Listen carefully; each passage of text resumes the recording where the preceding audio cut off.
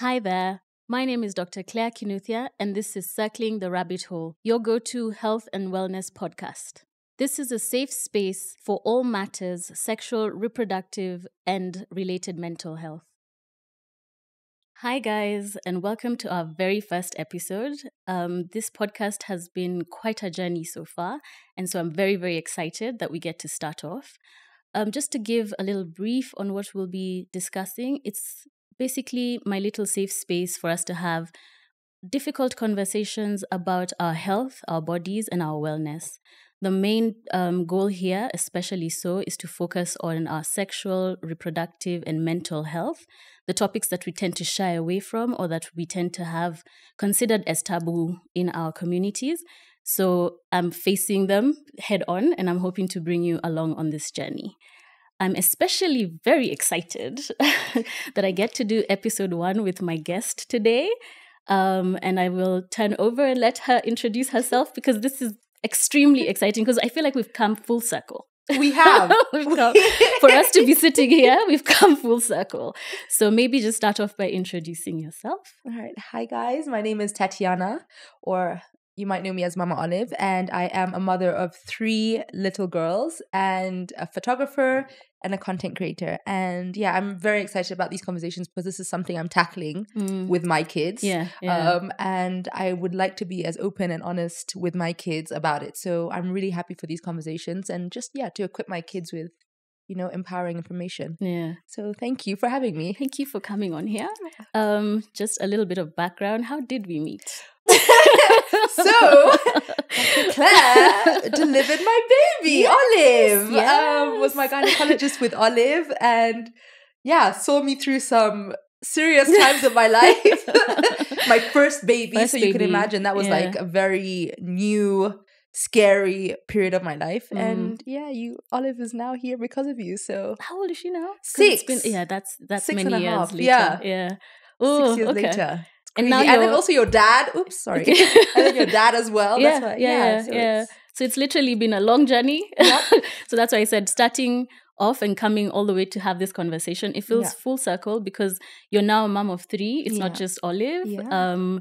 What are your other daughters' names, just so that we can... Olive, Marley, and Nova. Right. Yeah. There we go. So that we can have reference whenever we throw in a name, no one is like, Who's that? My 3 babies, yeah. Yeah. What are your thoughts so far? What's your journey been like as a mom? It's just...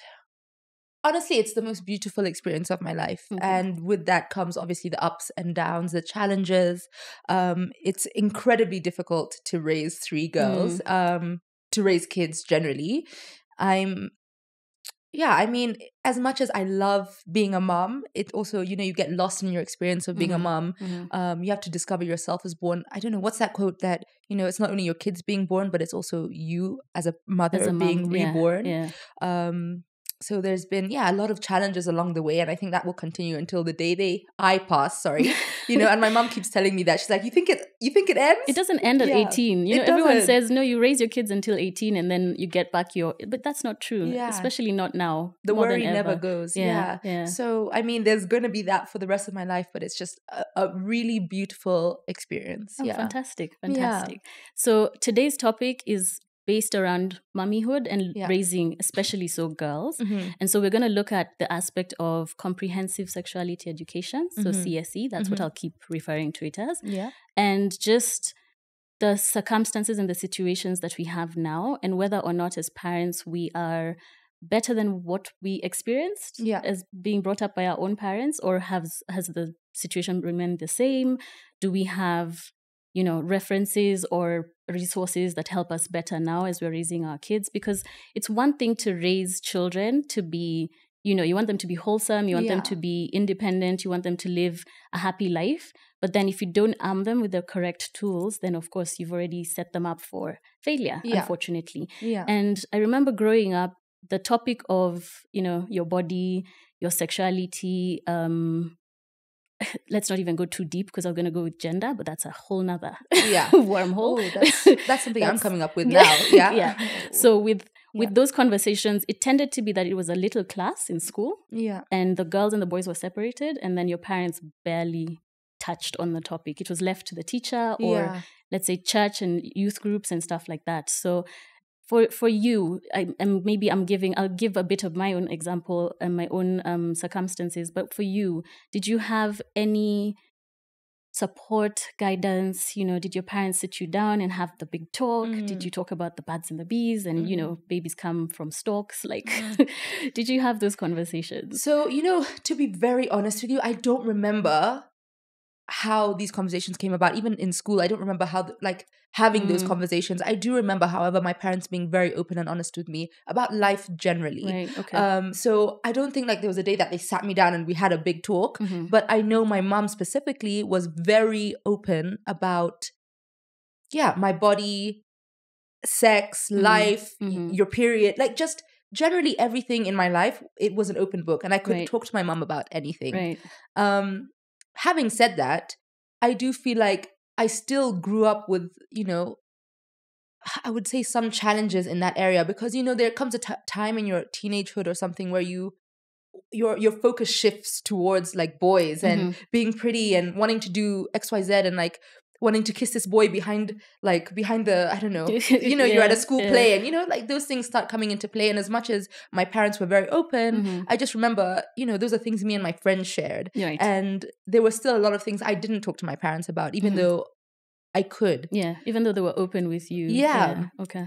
And I think it has a lot to do with, how we were raised in terms of a society, because whether or not my parents were open in Kenya, generally, I mean, those are still things you kept to yourself. Yeah. You're not talking about that to anybody apart from your friends. So as much as my parents were open, there's still that thing of I'm not gonna talk to them about this. There's too far. I remember having a boyfriend very early on, a boyfriend, if you could call him that, and my parents knew and they were open, and I was like, wow, my parents are so cool. But that's where it ended. Anything else that I wanted to do in my free time, I didn't really chat with them about it. About it. Okay. Yeah. And that's even in a situation where you had open parents, people who were there talking to you actively, but then you also still felt, maybe I can discuss this better with my peers. Exactly. There's also the influence of television, magazines, the internet. Exactly. I feel like it's worse now. Yeah. So now I'm going to reach into how you're going about it so far with the girls.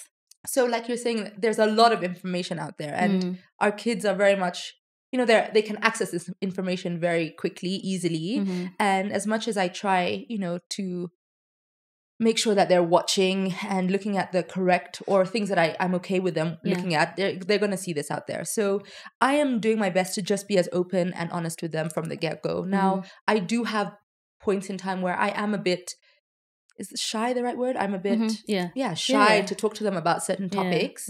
But the one time I had a really great conversation, and it was with you and Kaz at that event, the motherhood event. Right, yes. And I remember you had said, just be very scientific. And that, literally that one sentence has carried me so much until now, because I just keep thinking to myself, this has nothing to do with my emotions. This has nothing to do with Olive's emotions, Marley's emotions. This is literally just a scientific fact that I'm explaining to my kids. Exactly. And that has helped me in so many ways, just dealing with so many things. So I just always try and keep that in mind when I'm trying to talk to them about anything. And my kids are literally, they watch people giving birth, my kids are so, they want to know things, and they'll ask me questions. So I'm doing my best to talk to them about age appropriate things from now. And I don't think keeping it until I'm not of that opinion that I should keep it until they're older. Of course. They know so many things, they're so smart. Right. I've already started these conversations. Okay.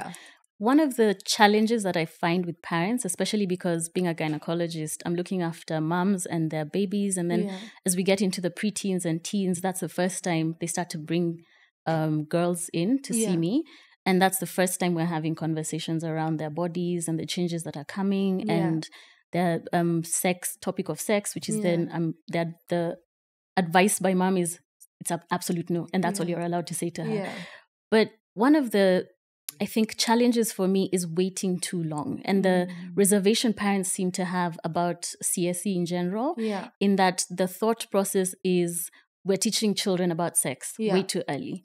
And I just want, among the things we're going to discuss is what exactly do you consider comprehensive sexuality education? Is it just talking about sex? Does it have any further reach outside of the changes that are going to happen to their bodies? having sex with someone that they love and care for later in life. Do you think there's anything else that should be covered? Because then after that, we go into what is age appropriate. Yeah. I think, so sexual education is all about, firstly, also autonomy, teaching your kids consent. They have the final say over their body, who is allowed to be in their space or touch their body wherever it might be. I think it's also about, teaching about your gender, your sexual orientation, your emotion, your emotional support around that. Teaching my kids that I want them, that it's all about feeling pleasure and there's never anything about like pain or, I just want my kids to be able to know that whatever happens, they're in control of it. Sexual education, I think it covers so much more than just teaching your kids about sex. It's your body, your mind, like literally your body, mind, and soul. Exactly. Because that's the misconception. The general misconception is you're asking me to sit my child down and teach them about having sex from very early on. And we're like, but no, we've never said that. It's actually the other way around. We want you to start by teaching them the correct names for body parts, the basics of this is not whatever nickname you were taught as a kid. This is actually your vagina. This is your penis. These are your breasts. And you're able to actually put a name to them so that, first of all, there's no shame around your body, because that's one of the things we struggle with from generations of, you're not supposed to talk about this. This is shameful. And yet it's just a part of your body. It comes with a package. What do I do if I can't even mention body parts? So starting with as simple as this part is named this.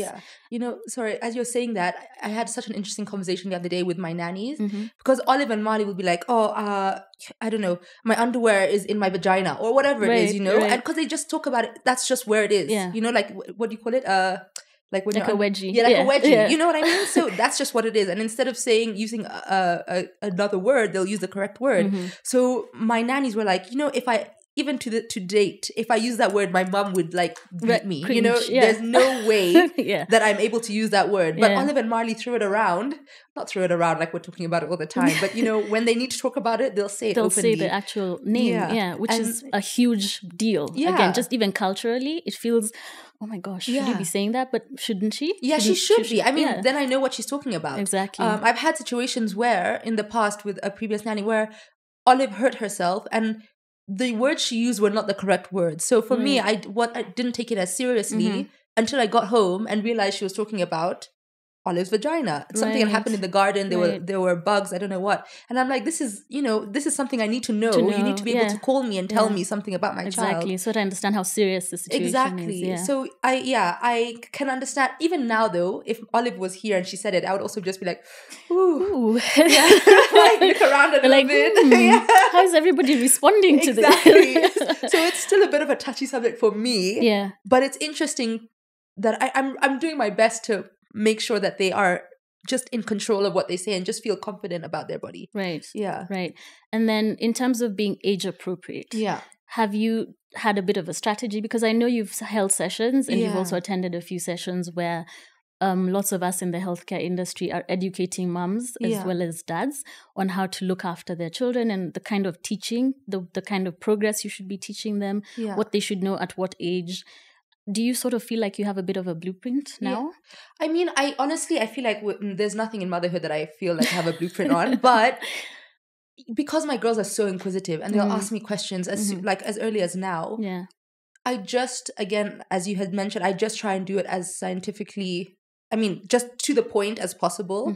And I try and answer all the questions they have, because at the end of the day, like if she's asking about it, so she's either going to ask me and get the right information from me, or she's going to go and ask somebody else and they're going to give her some rubbish information that she'll later on, go by.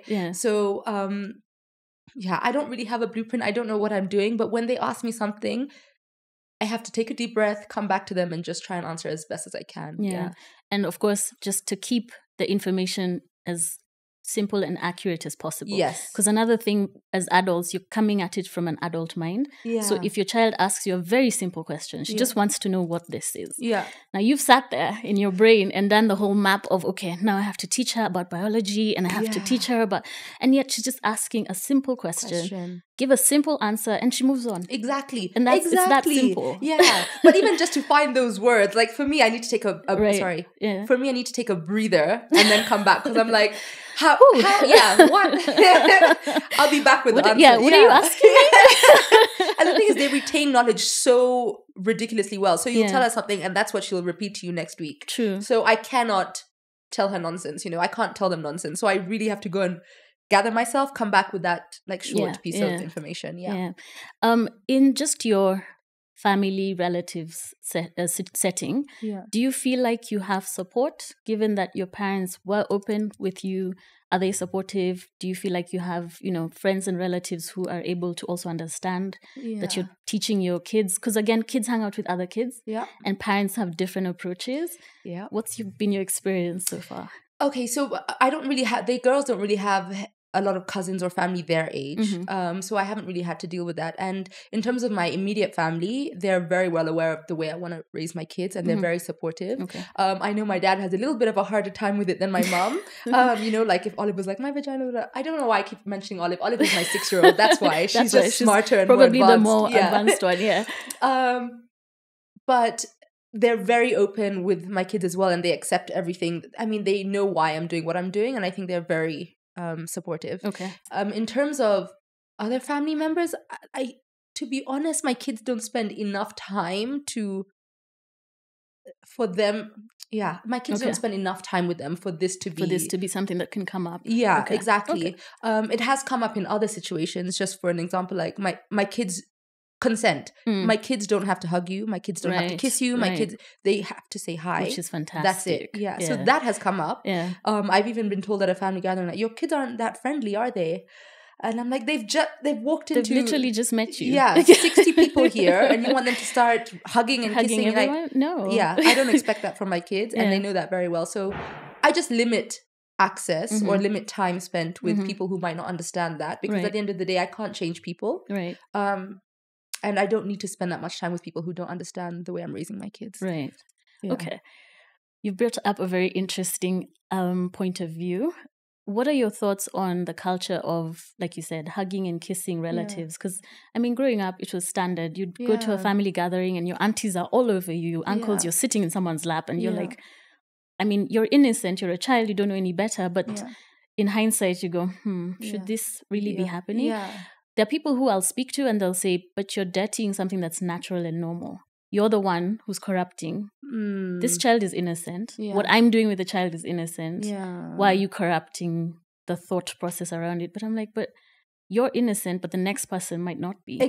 Exactly. But also, what's wrong with a child not wanting to? Exactly. That's the thing. Yeah, like, there's nothing. If my child wants to and it's an innocent thing, fantastic. Yeah. Great. Go ahead. If you want to hug my child and my child feels safe to do that, that's okay. Yeah. But if she doesn't, then shouldn't be an issue. Yeah. You shouldn't force my child to do anything they don't want to do. And at the end of the day, I've had family members who have had experiences with uncles, mistreating that person. And for me, that's what I want my kids to know, that a no is a no and their say is final. And if I start allowing it with certain people, be it, even my dad or my sister, if they say no and I force them to, they'll understand that anybody can take advantage, or anybody can do anything they want to them because they're children. And I never want that to be the case. True, because again, that's a perspective they will grow up with. Exactly. There's really no unlearning, in as much as we want to believe they'll understand better as they grow older. Yeah. There's some things that are imprinted just because that's what you learned in your childhood. Exactly. Yeah. What about in school? Do you feel like you have support? School, church, community type of setups where we sort of have programs for children, or we have kids going out to play and interact with each other. Yeah. Do you feel like we have a bit more support? Honestly, Olive is going to a preschool now, a prep school, that really shocked me in terms of, I went for a sex ed conversation and it was phenomenal. Like the lady who was talking was just literally just exactly what we're talking about now, and just explaining to the parents why this is so important. Child appropriate ways of explaining every situation. She went through a whole list of things, and I just found it so amazing, because us as parents got to learn something really amazing, but in today's world, for today's world, not this backward kind of view. So that just really kind of blew me away, and I didn't expect that from that conversation. In fact, I went into that conversation thinking, oh, here we go. Let's see what we're going to learn today. So I'm really amazed, and that's what I have to go off of, because I only have one child that's in prep school, so I can't really speak for other schools and how they're doing things now. But in terms of Olive's friends, I have felt or that, you know, the kids that go to the school maybe come from quite a traditional background. So even in terms of the way, the independence that I kind of give Olive and the way that I parent, I've noticed is different from some of the parents there. I don't know everybody, but some of the parents that I've met, I've noticed that. So I can imagine that. In fact, I am preparing myself for a situation where I'm going to be talked to about something. And it could be from sex ed, it could be from anything. Like, I raise my kids in a bit of a different way, I think. And so I am preparing myself for that. I don't know. You can already see that you'll be challenged on something. 100%. 100%. It's coming. Yeah. So do you think it's an important thing to have this support, especially like in structured situations, in school, in church, in just programs for parents as well as children? Because again, we have to bear in mind that we're in a community where we're starting from education of the parent, not necessarily just the children, because we know how we were brought up. We know that there wasn't that much access to information. It was actually taboo to speak to your parents about these things. The television, a scene came on and all of you like sort of made yourself busy, ducked under the chair and ran away and I feel that one of the biggest gaps, and we can't sit and be like high horse judge parents for not educating their children. We just don't have the information or the resources. 100%. So do you have any thoughts on whether because it's one of the biggest fights we currently have, is whether we should have an integrated system into the school system where there's much more focused and targeted CSE, so that children get age-appropriate information and it's comprehensive and it helps them. Like you said, you're learning about your body and how it functions. You're learning about body autonomy and consent and what is allowed and what isn't allowed. You're also learning about your reproductive health and how babies come into the world. And then you're learning about sex when it's appropriate, and you're learning about what safe sex is and how to keep yourself safe. You're also learning about relationships and how to interact with other people. In as much as I have body autonomy and I have to give you consent, the same also applies. You have to give me consent before I can do anything. So it's very comprehensive, but of course, as with anything new, you get challenged on the one thing. Oh, no, you're trying to teach our children about sex, and I don't want that to happen. So do you think it's something that we should be implementing? We should consider in a wider scale, because it's difficult because you're raising your kids the way you're raising them. Someone else is doing something entirely different. And like you said, now you have to prepare for a possible clash. So, what are your thoughts on that? I definitely think it's so important, just because, you know, a lot of us, firstly, like the access to information that I've had is via social media, which I am really grateful for. But now that it's now that we had this conversation in school, I just saw how effective it was, because all of us parents gathered together. And I could see even people who might not have come in there with the same views, left there with a more open idea. So I could see how much of an impact that left. And I can imagine now, if that was a course that my kids could take and just prepare them for their future, how much of an impact that would make for their lives going ahead. And for me, raising 3 little girls, it's so important for them to be safe and loved in a beautiful way. And I just want that for their life. And I'm not their only influence. Like I spend, when school is on, they spend 5 days a week in school. So a lot of work comes from schools. And I really wish that the school would be able to have a program where Olive could learn more about this and get factual information. So I think it's very important. Okay. So hopefully we can start to have these discussions a bit more openly, because every time, so again, being a gynecologist, filters don't exist in my world. We talk about things as graphically as is necessary. When we have, and I applaud parents nowadays because they bring their children in to see the doctor, to have the difficult conversation that they don't know how to navigate. Amazing. So I do have to applaud this generation of parents for that, because not only are you identifying that you're not skilled enough and this is a gap, you're actually rising to meet this gap and say, listen, this is how I want my kids to be educated. Dr. Ari, can you have a conversation with them? Can you lead us to the right resources? Do we have shows, cartoons, programs for kids, books that we can read? And I'm really enjoying that that's where we're at with parents, because before that, it used to be that like literally, there is a law in Kenya that I can't, as a gynecologist, talk to a child under 18 about contraception without their parents' consent. And it is punishable with a 20-year jail sentence if I do. Yet kids are already sexually active from a lot. Very young now. Yeah. A lot younger than that. Yeah. Very young now. Wow. So that's how crazy it is. Like that, the law itself needs revision. We need to revise some of our policies and our laws.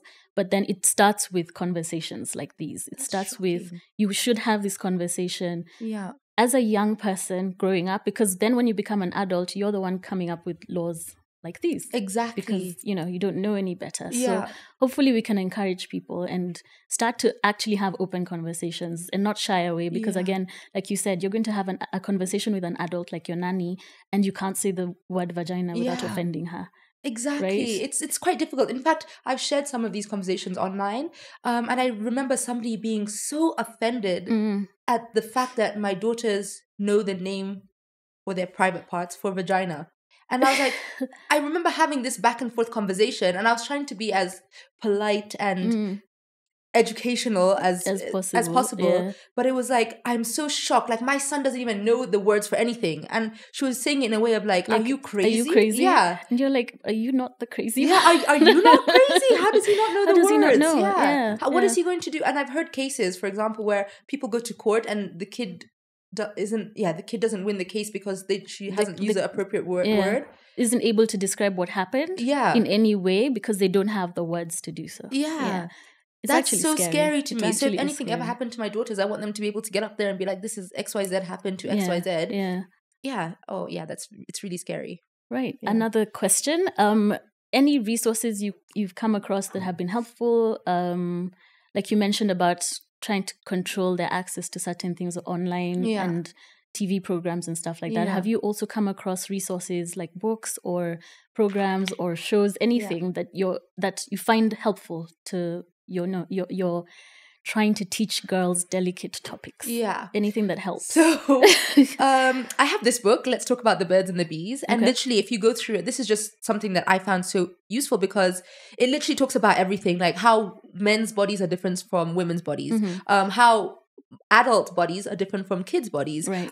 It talks about different family types. Like it might be 2 moms and 2 kids. It might be 2 dads and 2 kids. It might be 1 dad, one, talking about how families are different, talking about different like colors of skin and it just goes through so much, talking about sex, how babies are born, and it's in a child appropriate way. So sometimes I'll be able to just like go through this with the kids without me having to think about how to talk to my kids. Right. And then also there are things like I said, Olive loves watching people giving birth. For some reason, she's so interested in it. And I'm just like, maybe she's going to be a gynecologist. You never know. I really try and nurture the things they ask for or the things. So there are sometimes I've gone onto YouTube and looked for a video that's not too inappropriate. Not inappropriate. You know what? How do I? How do you quantify that? Exactly. And I'll show it to her and we'll watch it together. And then she'll have some questions and then I'll just talk about my experience. And then if she asks certain questions that I don't know the answer to, I will have to Google. And then again, just say it as simply as possible. Right. So it's not that I have like a lot of resources in terms of I can name several books. I have this and the internet and I am just trying to be as open as possible. I keep reminding myself this is for my future, for my kids' future. Right. So this I found very helpful. Okay. Yeah. I know you do lots of programs and would call them seminar style little meetups for mums. Yeah. I don't know if dads. I don't know. Do we leave dads out too much? Is that also? Also? They can make their own support group. They're free to. They're free to join in or start your own. But the reality is, as much as dads, I can't speak for everybody, but the reality is, mums carry a lot more weight. But even if you're in a relationship, just even the mental load, having to breastfeed, it's just. That's what it is. There are mothers who are even in relationships who are like, I feel single just because they carry a lot more of the load. So that's, I think, why and also I'm a single mama and I hate men. No, I'm joking. I don't hate men. My dad is the best dad in the world. But I think that's why it's aimed at So moms. with the platforms that you've been creating, Are these conversations that you're trying to foster? Yes. Is there anything you would want to share? This is my invitation to a shameless plug moment. Thank you. Thank you so much. Yeah, so Motherhood Unplugged. Basically, it is a community for moms, just to build a community, a non-judgmental space for moms to be able to come and talk openly about whatever it is they're going through. So my aim is to host 4 workshops a year, which are now big workshops where there's an expert to come and talk about something specific. We've the theme of that event, and then also for us to be able to talk specifically about that, raise any issues we may have or experiences, or help another mom out with something that we've been through that we could help out with. And then I want to have motherhood hangouts once a month, which is now where there's no expert, there's no theme. However, we just come together and just get to let loose and talk about anything that we might be going through. And I've had several now, and literally we always go over time because moms have so much to share, and I like to just start off with my examples, what I might be going through, and then from there mothers are just like, okay, and we're just like, now everything I can share. Now let's get talking now. Exactly. And it's really nice because I feel like we keep this pent up for so long and we don't have an outlet, and we don't have people that can understand us. As much as I have the most amazing support system, I feel very lonely in my journey sometimes. So it's nice to hear from somebody else who's going through it the same way I am, and we're able to connect and just let loose. So this is definitely another workshop that I'd love to have. Like we had one where we had, I think, 15 people. I would love to have one now that's like 50 people, because so many people are interested and they just don't know how to navigate this. Yeah, exactly. So yes, let me know when. I was about to ask you on here. Let me know when. As you know, I'll be very happy to come. Oh, I'm glad this is on air, because we're holding her to it. Just to sort of wind down, what are your fears? What challenges have you faced so far, and what are your fears when it comes to raising daughters? Because we can really talk about this very superficially and sort of like a bit of an introduction, but then it's scary. It is scary being a woman out here, being a mom of girls. So do you have fears and concerns? Do you have challenges, and what are those? And again, I intend to have an expert on one of the episodes as well. So do you have any questions or any areas that you would want for us to tackle as well? Yeah. I think for me, one question that I would have for the expert is literally what is that conversation you're having around, when you have sex later, it's for love. And for me, I would wish that my kids, have a loving relationship where they're able to explore this. But at the end of the day, in all honesty, things don't always happen like that. So how are we having that conversation around it's for love? Right. Yeah. I really would love that conversation to end, because at the end of the day, as much as we would hope that's the case, it's not always the case. Right. And we need to be realistic as much as we can. So how are we having that conversation? I think that for me is a big one, and not one that I've had with my kids yet. Okay. Even though I've been asked, it's because you guys loved each other, that's why you had us. And yes, while that's the case, it's not always the case. Yeah. I think that's a big one for me. Okay. And my biggest fear for my kids, wow. Honestly, I haven't had a fear around this yet. And I say this just because my kids are 6, 4, and 1, I feel like teenagehood is maybe where those fears might start coming in for me. I don't know.